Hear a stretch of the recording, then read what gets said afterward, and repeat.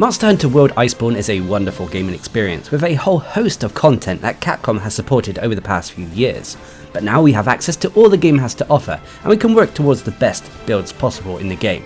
So I'm Darcblade with the best of the best builds for the Lance in Monster Hunter World Iceborne. Now when I say a best of the best build, I mean a build that is constructed from some of the rarest armor, weaponries and jewels in the game. This gives hunters some of the strongest sets possible.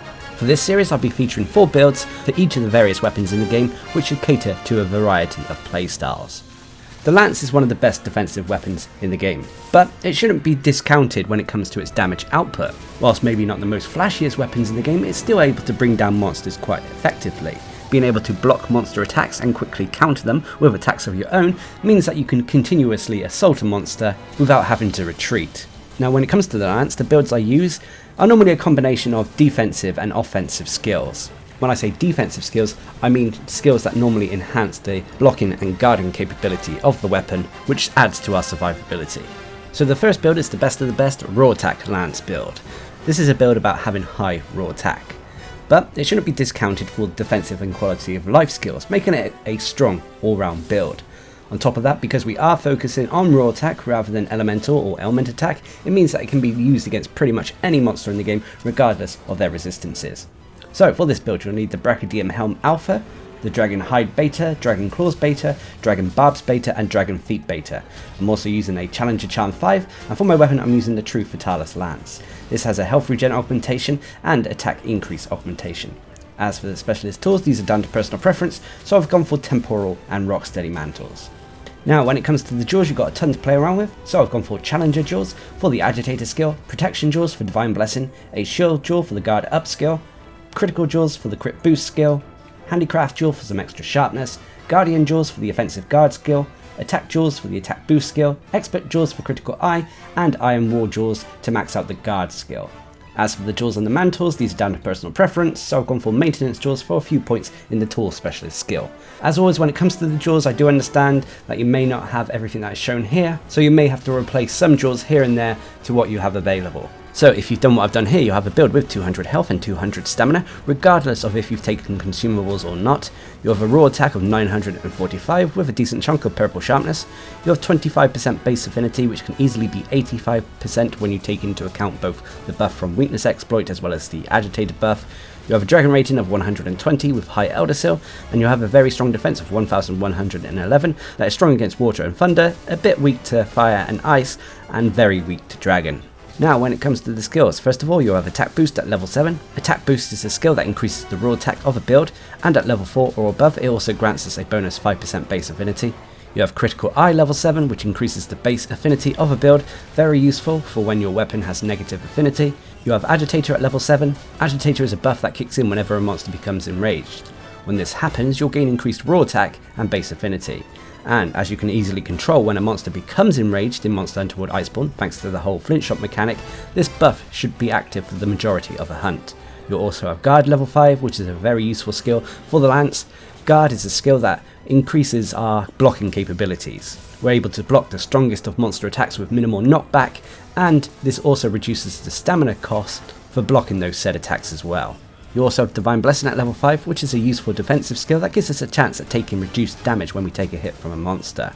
This is a great backup for if we mess up when it comes to blocking monster attacks. Anyway, you have Critical Boost at level 3, which is a useful DPS skill that grants us increased damage when our attacks crit a monster.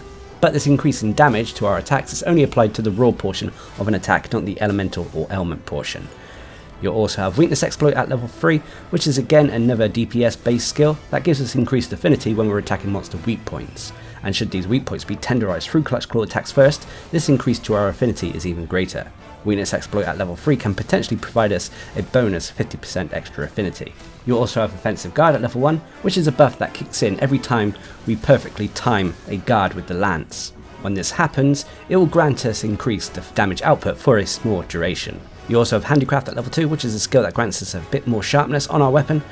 You'll also have Evade Window at level 2, which is a byproduct of the armor we're wearing that increases the invincibility frames when we perform dodges and such. We're not really relying on Evade Window with this build to avoid monster attacks, instead we should be guarding them thanks to having Guard at level 5 combined with Offensive Guard and the Guard Up skill. Speaking of which, you'll also have guard up at level 1. This is a skill that allows us to block unblockable attacks. Now normally if you go into the power guard stance with the lance, guard up naturally is applied to your shield, but having the guard up skill built into your build, it means that you can use normal guarding maneuvers to block unblockable attacks. And then finally, when you're wearing your mantles, you have Tool Specialist at level 2. This is a purely optional skill, you can switch this out to whatever you fancy. Basically, Tool Specialist is a skill that reduces the recharge time on specialist tools. So whenever we're wearing our mantles, it should be reducing the cooldown on the opposite mantle we're using. And then finally for the set bonus, you'll have the Fatalis Legend. This provides us 2 bonuses. For wearing 2 pieces of the Fatalis armor, you'll get the Inheritance set bonus, which removes the level cap on certain skills.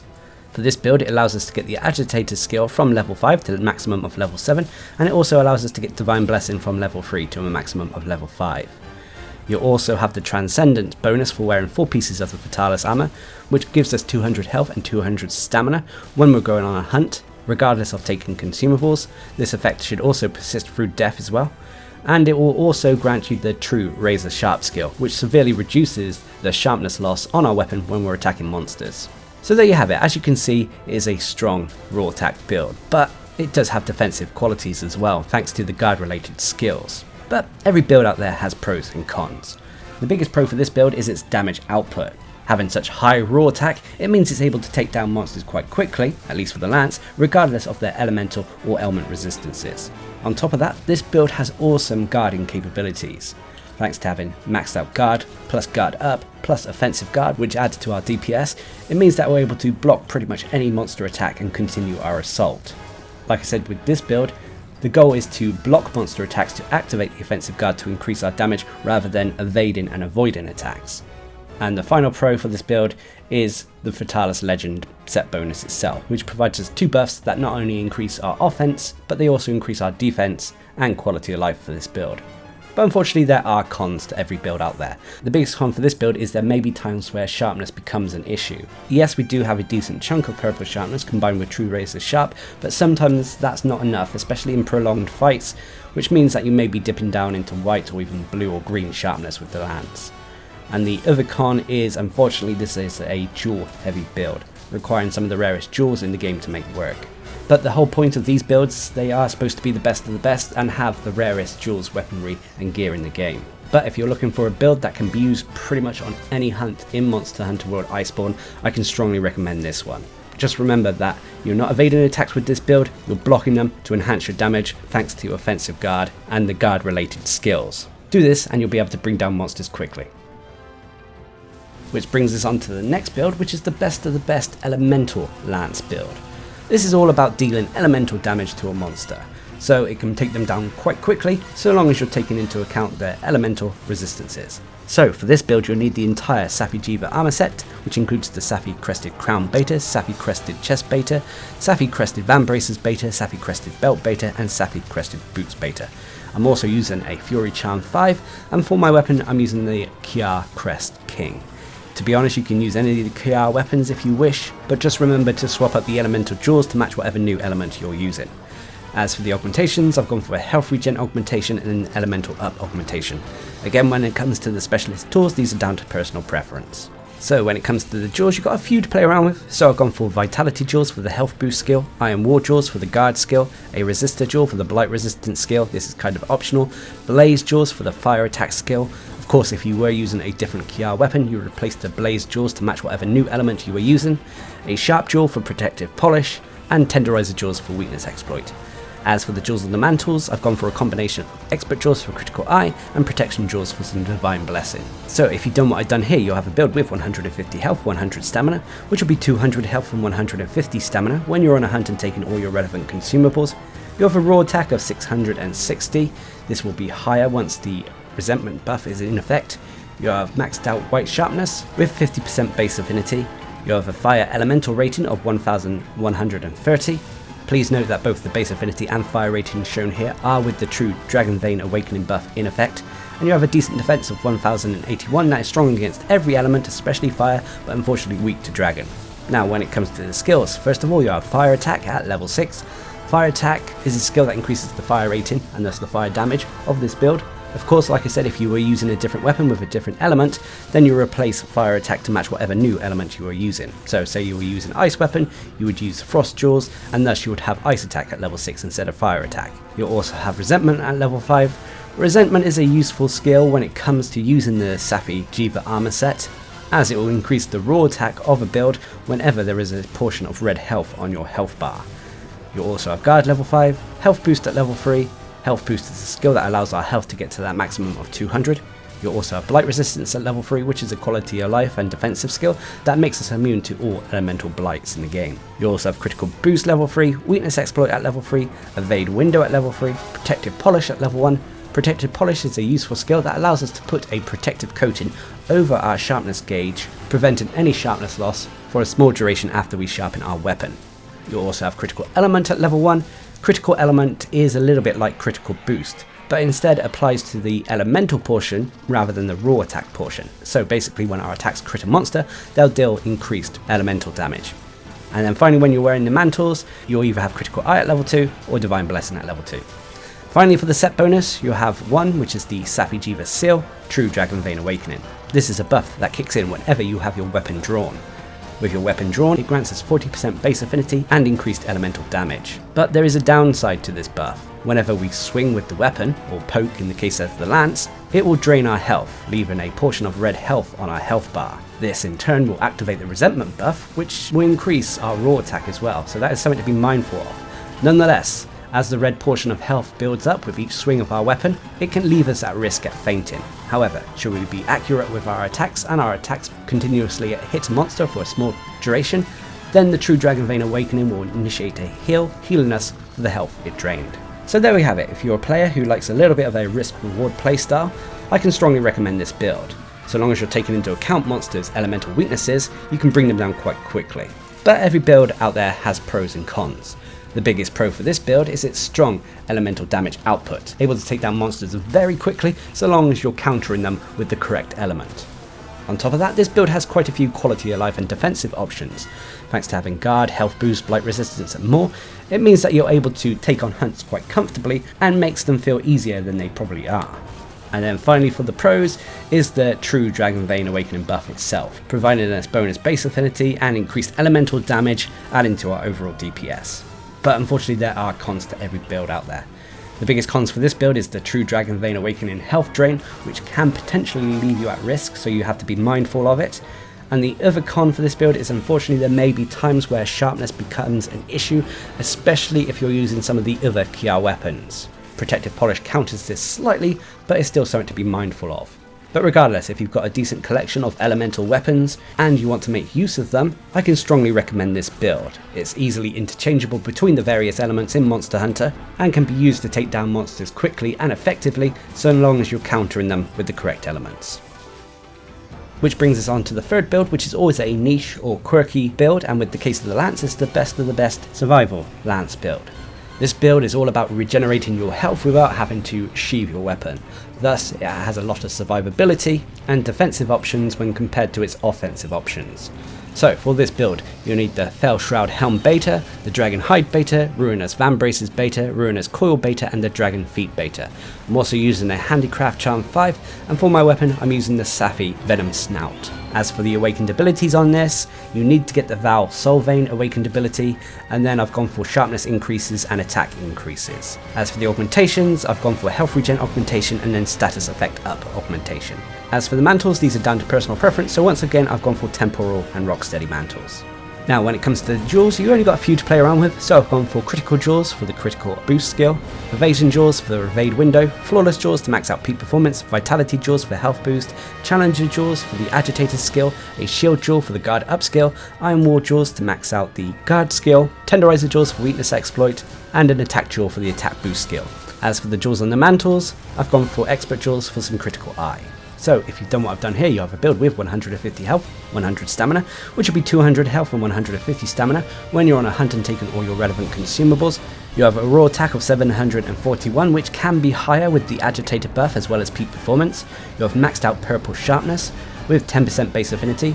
This affinity can be at least 80% when you take into account the agitator buff as well as weakness exploit. You have a poison rating of 240 with a OK defense of 1069. That is strong against water and ice, but unfortunately weak to the other elements, especially dragon. So when it comes to the skills, first of all you have agitator at level 7, you have handicraft at level 5. One of the main reasons I've maxed out handicraft is because we want to be minimizing the amount of times that we actually sheathe the weapon, as we'll rarely need to stop and drink potions thanks to the health regen mechanics found on this build. Having a lot of sharpness will add to the overall sustainability of this build. Anyway, you have evade window at level 5, you also have guard level 5, attack boost at level 4, health boost at level 3, weakness exploit at level 3, peak performance at level 3. Peak performance on this build is kind of a byproduct of the armor we're wearing. Nonetheless, peak performance gives us increased raw attack whenever we have full health. And as this build can regenerate its health quite effectively, peak performance should be active for quite a bit of time, especially if we're playing in a group. You also have earplugs at level 1, a byproduct of the armor, it's not really needed on this build. Earplugs is a skill that allows us to ignore monster roars. You'll also have critical boost at level 1. It would have been nice to get this higher, but we are limited on the amount of dual slots we had. You'll have guard up level 1, and then finally when you're wearing the mantles you'll have critical eye at level 2.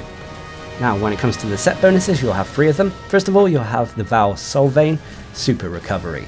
Super Recovery is a buff that allows our healing over time to exceed the red portion of our health bar. Basically when we get hit, sometimes there'll be a red portion of health on our health bar. Naturally the hunter can heal this over time, but only for the red portion of health. With Super Recovery it allows us to go beyond that red health, pretty much granting us a constant heal over time for our entire health bar. This can be enhanced even further with Recovery Up and Recovery Speed if you want to include them in the build. Next up you have the Nergigante Ambition Hasten Recovery, which will regenerate our health when we're attacking a monster, and this does work in unison with the health regen augmentation. And then finally you also have the Fatalis Legend Inheritance set bonus, allowing us to increase the level cap on some of our skills like the Agitator skill. So there you have it. As you can see, it is a strong defensive build. Coupled with strong health regen, it means that this is a set built for survival. But even this has pros and cons. The biggest pro for this build is its health regen capabilities. Thanks to Super Recovery, Hasten Recovery, and the health regen augmentation, it means that we should be able to heal our entire health bar without having to sheathe our weapon and drink a potion. On top of that, this build has quite a few defensive options as well. Having maxed out evade window and maxed out guard, it should all add to our survivability when taking on a monster. And then finally for the pros is that this build rarely has to worry about having sharpness issues. Rarely will you have to stop and sharpen your weapon thanks to having maxed out handicraft and a huge chunk of purple sharpness. But unfortunately there are cons to every build. The biggest cons for this build include its lower DPS output. It doesn't have a lot of affinity based skills, which will reduce its overall damage, but nonetheless it still should be able to take on monsters quite effectively. And the other con is, unfortunately, we are lacking 1 or 2 health regen related skills such as Recovery Speed and Recovery Up, but even without them this build still has effective health regen. You can of course implement these skills if you wanted to, but it means that you'll either reduce your defensive or offensive capabilities.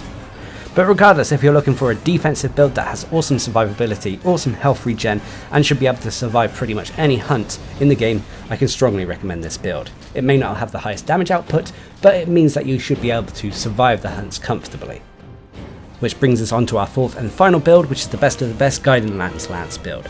This is a build similar to the first build featured in this video, so it's a raw attack build, but it's focused on farming the Guiding Lands effectively and efficiently, which should reward players with the maximum amount of loot from the endgame area.